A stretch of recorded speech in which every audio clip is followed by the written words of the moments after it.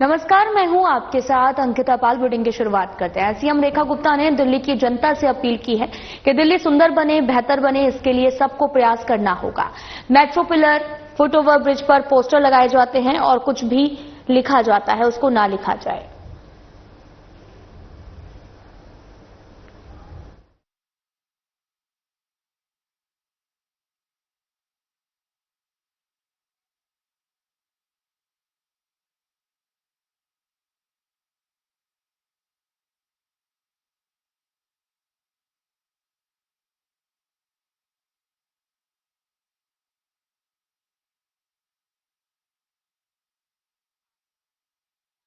महत्वपूर्ण विषयों पर चर्चा हुई है। सीएम रेखा गुप्ता पहुंची हुई थी। इस दौरान उन्होंने मुलाकात की और यहां पर कई महत्वपूर्ण विषयों पर चर्चा भी की गई है। दरअसल राज्यपाल से यहां पर मुलाकात की है और साथ ही आपको यह भी बताते चलें कि सीएम रेखा गुप्ता ने ट्वीट किया और ट्वीट कर उन्होंने कहा कि काफी अच्छी शिष्टाचार भेंट हुई और इस दौरान संबंधों को मजबूत बनाने पर चर्चा की गई है।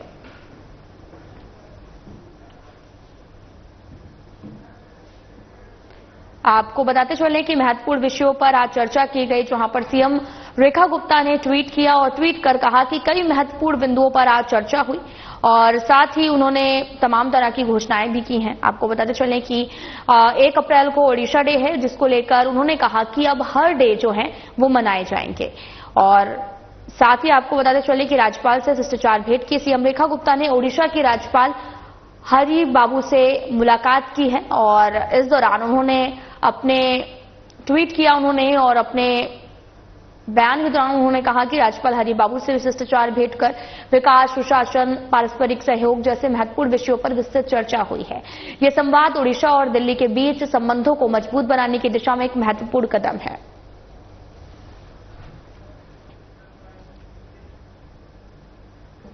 तो वहीं सीएम रेखा गुप्ता की मुलाकात राष्ट्रीय प्रवक्ता संबित पात्रा से भी हुई है, जिस दौरान उन्होंने ट्वीट किया और कहा कि पुरी से लोकप्रिय सांसद एवं राष्ट्रीय प्रवक्ता संबित पात्रा द्वारा पुरी स्थित राजभवन में दिए गए आत्मीय स्वागत हेतु हृदय से आभार। महाप्रभु जगन्नाथ जी से कामना है कि देश निरंतर विकास की ओर अग्रसर है।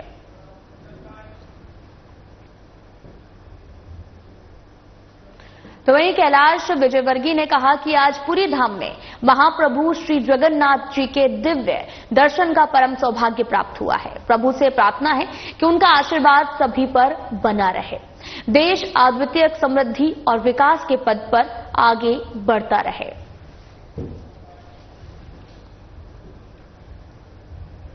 दिल्ली के अलीपुर में बाइक सवार कुछ बदमाशों ने एक युवक की गोली मारकर हत्या कर दी है। बदमाशों ने करीब 5 राउंड गोलियां चलाई, जिसमें से युवक को 3 राउंड गोलियां लगी हैं। और वहीं इस वारदात के पीछे गैंगवार की आशंका भी जताई जा रही है। मृतक की पहचान करण थापा के रूप में हुई है और मौके पर पहुंची पुलिस टीम मामले की जांच में जुटी हुई है।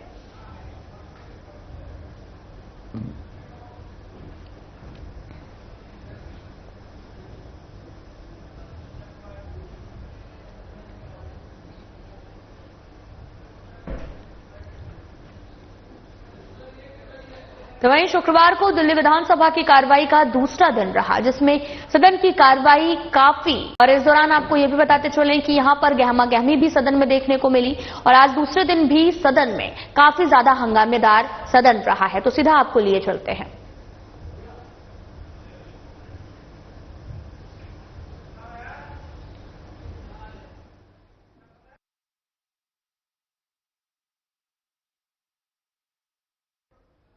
लाया जा रहा है और जो मूलभूत सुविधाएं दिल्ली वालों को शिक्षा की, स्वास्थ्य की, चिल्ड्रंस होम्स की, आंगनवाड़ी में खाने की मिल रही थी, उनका खात्मा किया जा रहा है।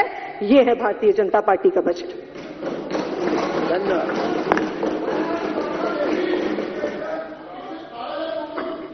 अब दिल्ली की मुख्यमंत्री श्रीमती रेखा गुप्ता जी चर्चा का उत्तर देंगी।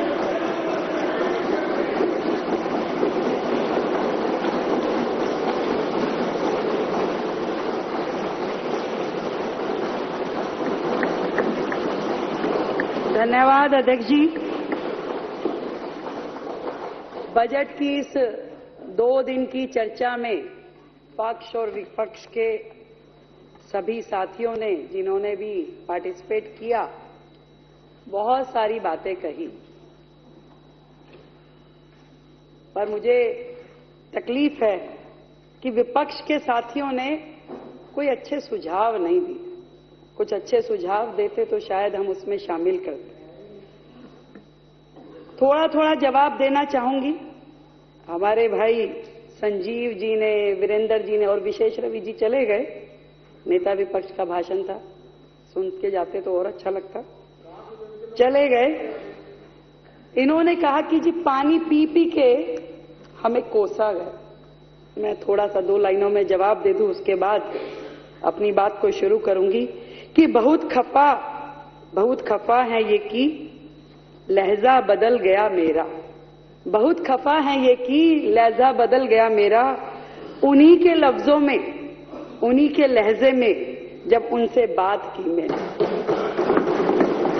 जब ये बोलते थे यहां बैठ के और पीछे वाले हंसते थे, तब कुछ नहीं होता था। जरा सा हमने कह दी तो चुप गई। और एक हमारे साथी थोड़ा सा उनके व्यवहार में है, थोड़ा एक्टिंग ज्यादा करते हैं, बोल के उछल के इधर से इधर, इधर से इधर।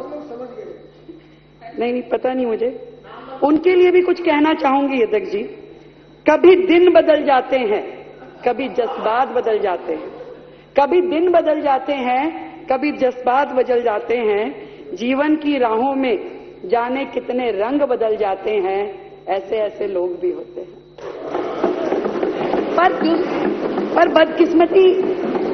बदकिस्मती उनकी स्वयं की है कि उनको विपक्ष में रहना उनकी किस्मत में है। यहां होते तो पक्ष में बैठते, विपक्ष में बैठना उनकी।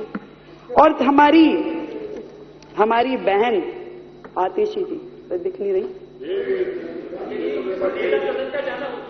गई नहीं है वो। अरे आइए, अरे ऐसे पानी हाथ, थोड़ा सा तसल्ली रखिए प्लीज। नहीं, पानी पीना ठीक है भाई। पानी पी पी के जवाब लेंगे। सामान यही रखा है सब उधर।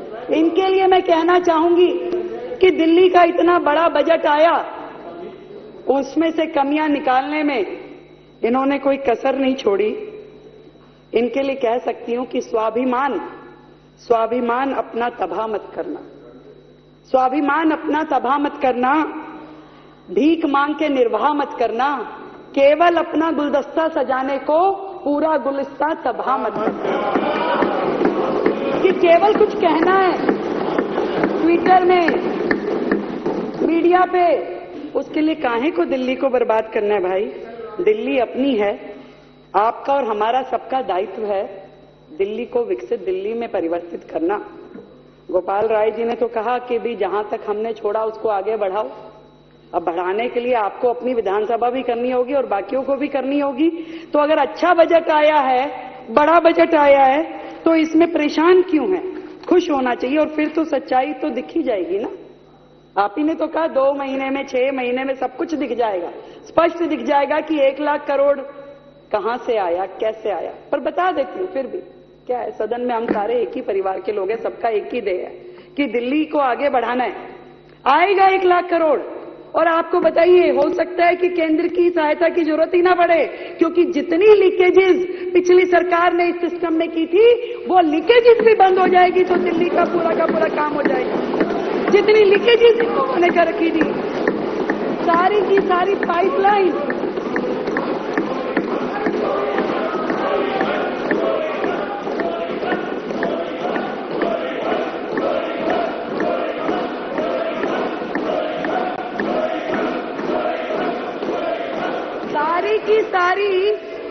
सारी की सारी पाइपलाइन राजस्व से इन्होंने अपने घरों में लगा रखी थी। मैं आपको बताती हूं, 3 प्रकार से बजट का दुरुपयोग इनके माध्यम से किया कि एक तो जो बजट रखा कागजों में इस्तेमाल नहीं किया, वो तो अन्याय किया ही। दूसरा, जो बजट रखा उसका दुरुपयोग किया। और तीसरा, सीधा सीधा भ्रष्टाचार किया। ऐसी 3 कैटेगरी में इन्होंने दिल्ली के बजट का पूरा मैनेजमेंट किया। और मैं आपको बताऊं, ये हमारे कई भाई एससीओ के साथ में ऐसा किया, फंड कम ज्यादा, कितनी बातें बोली। मैं आपको वो डाटा बताना चाहती हूं जो आज के पेपर में भी छपा है कि किस तरीके से इन्होंने कागजों पे फंड रखा, परंतु उसका समाज के लिए, उस वर्ग के लिए उपयोग ही नहीं किया। बाबा साहब का नाम लेकर के जो अपनी पहचान दिखाते हैं, उन्होंने कितना अन्याय किया उस वर्ग के साथ, मैं आपको बताना चाहती हूं। एक हेड था इंप्रूवमेंट ऑफ एससी बस्तीज में, और उसमें 65 करोड़ रुपए का फंड रखा गया। 2020-21 में मात्र 50 लाख रुपए खर्च किए गए। दूसरा हेड बताती हूं, जय भीम मुख्यमंत्री प्रतिभा विकास योजना। जय भीम मुख्यमंत्री प्रतिभा, अब बोल रहे ना, नारे लगाती हैं दीदी हमारी, जय भीम नहीं, और भी कुछ बोलती हैं। तो हाँ, वैसे वो वाला वो ऐसे करके जब बोलती हैं, जय अरे तभी सोच लेती, हाँ मैं लगाऊंगी, पर मैं काम के साथ लगाऊंगी। आप देखिए, जय भीम मुख्यमंत्री प्रतिभा विकास योजना इन्होंने लाई 2022-23 में। सुनिए, पहले 2020-21 में 40 करोड़ लाए, केवल 1.5 करोड़ रुपए खर्च किए। फिर 50 करोड़ लाए 21-22 में, केवल 2 करोड़ 90 लाख रुपए खर्च किए। और 2022-23 में 70 करोड़ लेके आए, जीरो यूज किया, जीरो। ये रिपोर्ट देखिए, जीरो यूज किया। ये बात करते हैं बाबा साहब की झूठ और मक्कार की ये सरकार। सुनिए, और 22-23-24 में 20 करोड़ रुपए रखे, मात्र 1 लाख रुपए खर्च किया, मात्र 1 लाख। और सुनिए, बाबा साहब का नाम लेने वाले ये लोग किस तरीके से अपने कर्मों के द्वारा बाबा साहब का अपमान करते हैं। अगली योजना, जय भीम मुख्यमंत्री प्रतिभा विकास योजना, उसमें 2020-21 में 60 करोड़ रुपए रखे, खर्चा जीरो। उन्होंने 2022 और उसमें से एक्चुअल एक्सपेंडिचर जीरो। ये हाल है। जय भीम कहने वाले लोग केवल शब्दों में, मीडिया में अपने आप को उनका अनुयायी बताते हैं, कर्मों में केवल उनको झुठलाते हैं। एक और योजना बताती हूँ, मुख्यमंत्री विद्यार्थी प्रतिभा योजना। उसमें जो एससी समाज के लिए विशेष रूप से है, 150 करोड़ रुपए रखा, 2020-21 में जीरो खर्च किया। Not even a single rupee utilized। ये लीकेजेस अगर बंद कर देंगे तो खजाने अपने आप भर जाएंगे। और सुनिए, अभी तो आप इब्तिदाई इश्क है, रोता है क्या, आगे आगे देखिए होता है क्या। आपने किस तरीके से बजट का दुरुपयोग किया वो बता रही हूं। वो सब लीकेज रुक जाएगी तो पैसा बहुत आएगा। अभी मैं जोड़ के बता दूंगी, वो भी बन जाएगा। आपने 2015 में आपकी पार्टी आई, ठीक है, उस समय एडवर्टीजमेंट में खर्च जो था 2015-16 में आपने 5 टाइम्स इंक्रीज कर दिया। जो 24 करोड़ होता था शीला जी के टाइम में, 127 करोड़ रुपए रखा, 127 करोड़ रुपए। और वही फंड 21-22 में 621 करोड़ रुपए हो गया। अध्यक्ष जी, 621 करोड़ रुपए। ये सब खर्चा जब सरकारी खजाने से जनता के हित में लगेगा तो जोड़ती जाइए आतिश जी, जोड़ती जाइए। और सुनिए, इन्होंने अपनी एनिवर्सरी, आप पार्टी को 6 साल हो गए, कितना खर्च किया, 26 करोड़ रुपए। आप पार्टी को 7 साल हो गया, 25 करोड़ रुपए। ये सारे पैसे भी बच के खाते में आएंगे, जोड़ लीजिए। और सुनाती हूँ, कैलकुलेटर लेना पड़ेगा, जैसे वो जोड़ा ना ऐसे ही जोड़ती जाइए। अब सुनिए, अरे सुन लीजिए, सुन लीजिए, इसके अलावा दिल्ली की दिवाली, दुनिया कोविड में मर रही थी, दुनिया का बुरा हाल था, जीवन का संघर्ष चल रहा था, लोगों की आंखों से आंसू नहीं थम रहे थे, पर उस समय की आपदा सरकार ने दिवाली मनाई, दिल्ली की दिवाली 2021-22 में। खर्चा कार्यक्रम पे किया 3 करोड़ रुपए, केवल 3 करोड़ रुपए। फैमिली को बिठाया, पूरे देश में सीधा प्रसारण किया और कार्यक्रम के ऊपर खर्च किया 11 करोड़ रुपए। 11 करोड़ रुपए प्रसारण पे खर्च किया जब दुनिया मर रही थी कोविड में। जोड़ लीजिए ये पैसा, इस बार वो सब भी नहीं होने वाला है। एक कार्यक्रम हुआ दिल्ली शॉपिंग फेस्टिवल 2022-23 में, दिल्ली शॉपिंग फेस्टिवल। मैंने पूछा भाई ये क्या कार्यक्रम था, तो कहा गया कि लोग आए दिल्ली में, शॉपिंग करें और जाएं। अरे वाह, ये भी कोई कार्यक्रम है? कह रहे हाँ जी ये कार्यक्रम था। मैं कहा फिर हुआ, कैसा रहा? कह जी हुआ ही नहीं। मैं कहा अरे हुआ नहीं तो आपने तो एक खर्चा लिखा हुआ है कि 8 करोड़ रुपए खर्च कर दिए। मान लीजिए वो कार्यक्रम जो हुआ ही नहीं, उस कार्यक्रम पे 8 करोड़ रुपए का खर्चा ये आम आदमी की पार्टी की। गोपाल राय जी ने कहा कि जहां तक हमने काम किया है उसको आगे लेके जाइए। मैंने पूछा भाई एयर पॉल्यूशन इतना बड़ा विषय है, क्या काम किए हैं आप? तो जी अधिकारियों ने बताया मैडम बहुत काम हुआ। मैं कहा अच्छा भाई क्या काम हुआ? कह रहे जी 3 सेक्टर में काम हुआ। मैं कहा बड़ी अच्छी बात है, 3 सेक्टर में काम हुआ तो बताइए। कह रहे एक तो जी पराली पे किया। पराली पे क्या किया? कह रहे जी क्रॉप रेजिडुअल कैंपेन स्थापित किया, जिसमें हमने एक दवाई इजाद कर रहे थे कि वो दवाई अगर पराली पे डालेंगे पराली खत्म हो जाएगी। मैं कहा हो गई वो दवाई? कि नहीं वो नहीं हो पाई। फिर मैंने कहा क्या किया, कितना खर्चा हुआ?